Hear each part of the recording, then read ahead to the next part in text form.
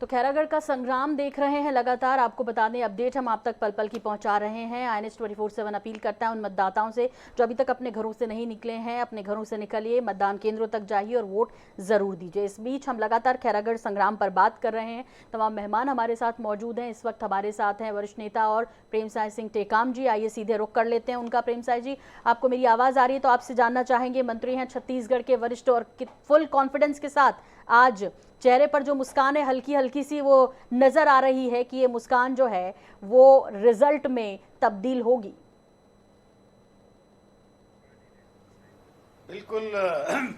जो खैरागढ़ के मतदाताओं का जो रुझान है और हम लोग भी वहां पर थे, तो जो नया जिला बनने जा रहा है उनकी भी रुझान है और लोगों में कांग्रेस के प्रति रुझान।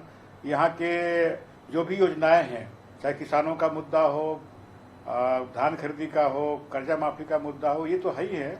उसके अलावा भी वहाँ पर, चूंकि अभी तक भारतीय जनता पार्टी का सरकार 15 साल तक वहाँ पर रहा और खैरागढ़ के लिए कुछ नहीं किया, और जो कुछ वहाँ पर हुआ है वो कांग्रेस के समय हुआ हो।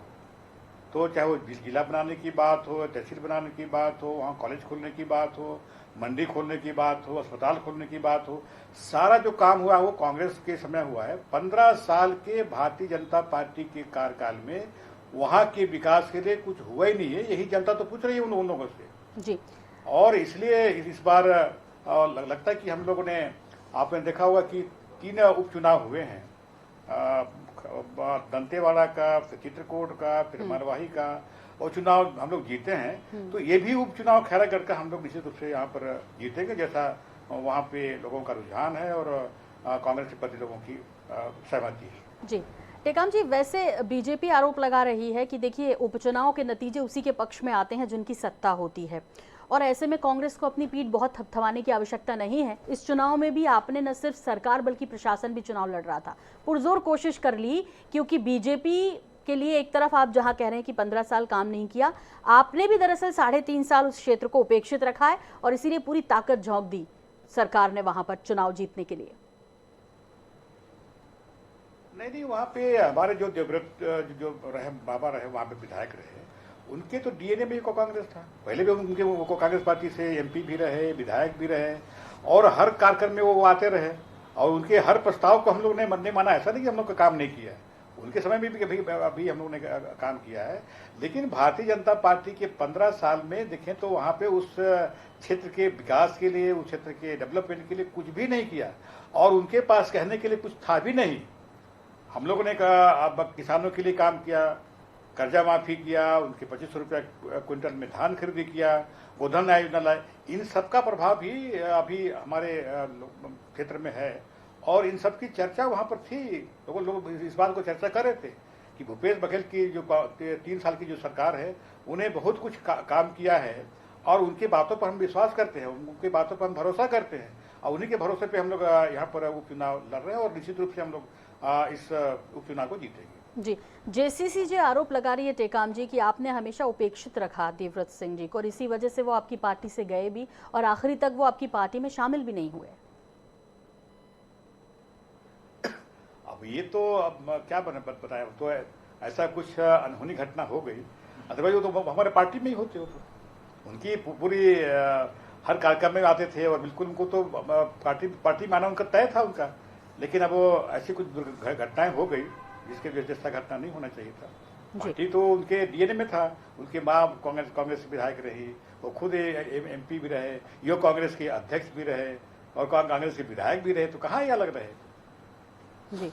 टेकाम जी, कहीं ना कहीं बीजेपी को ये लग रहा है कि आपको डर है जो 5 राज्यों में नतीजे आए उसके बाद, और इसीलिए जबकि आपकी सेहत पर कोई फर्क पड़ना नहीं है, ये सीट आपको मिले या ना मिले, उसके बावजूद भी आपने आधा दर्जन मंत्री वहां लगा दिए, तमाम विधायकों की ड्यूटी वहां पर लगा दी, और खूब पसीना बहाया इस बार चुनावों में, क्योंकि मन में एक संदेह है, और इसे आप 2023 का सेमीफाइनल भी मानकर चल रहे हैं। नहीं, देखिए, उपचुनाव केवल एक उपचुनाव हो रहा था, अलग अलग होते तो अलग वो उसे दौर लगते। एक ही उपचुनाव हो रहा था, और सभी मंत्रियों को, सभी विधायकों को वहाँ ड्यूटी अगर लगाई गई थी, तो हर उपचुनाव में होता है। ये हर चुनाव में हर पार्टियां करती है, इसमें कोई उसमें नई बात नहीं है। सबने गया है, लोगों से वहाँ पर मिला है। और 70 विधायक हमारे हैं, 71वां विधायक और वो हमारा बन जाएगा यहाँ। उपेक्षा का आरोप लगा रही है उस क्षेत्र की बीजेपी लगातार कि उसकी 3.5 साल तक उपेक्षा करते रहे और अब जब चुनाव आए तो याद आ गई, जिला बनाने की घोषणा की। दरअसल ये डायरेक्ट ब्लैकमेलिंग है लोगों को। देखिए, उपेक्षा तो बीजेपी ने किया। 15 साल तक जो लोगों की जो अपेक्षा था, उसकी लोगों की जो उपेक्षा तो भारतीय जनता पार्टी ने किया। और उन्हीं उपेक्षा को ये लोग अपना ये करें कि हमने क्यों नहीं किया। उनको इसी बात का तो मलाल है कि 15 साल तक हम लोग सत्ता में रहे। मुख्यमंत्री रमन सिंह जी खुद वहां पर उस जिले के रहने वाले हैं। बिल्कुल, वो तो खैरागढ़ को बिल्कुल सौतेला व्यवहार करते थे। उनको था कि अगर जिला बन जाएगा तो हमारा प्रभाव कम हो जाएगा, हमारे लोगों का प्रभाव बन जाएगा। ये उनको हमेशा डर रहता था और इसी से खैरागढ़ को हमेशा उपेक्षित रखा उन्होंने। ठीक, टेकाम जी, चलते चलते आखिरी सवाल आपसे, यदि ऐसा था तो 2018 में आप तीसरे नंबर पर क्यों थे और बीजेपी के जो प्रत्याशी थे बहुत कम अंतर से हारे हैं? देखिए, अब जब चुनाव हुआ तो सभी लोग मिलकर ही लड़े थे, वो उसमें लड़े थे, तो सबका उसमें था। और आपके देवव्रत भी हमारे कांग्रेस के ही थे। चलिए, तो बहुत सारी शुभकामनाएं टेकाम जी, और वक्त देने के लिए बहुत धन्यवाद आपका कि आप हमारे साथ जुड़े। और 16 तारीख को नतीजे आएंगे, सभी को इंतजार रहेगा। बहुत धन्यवाद हमसे बात करने के लिए, वक्त हमें देने के लिए। तो छत्तीसगढ़ के मंत्री प्रेमसाय सिंह टेकाम जी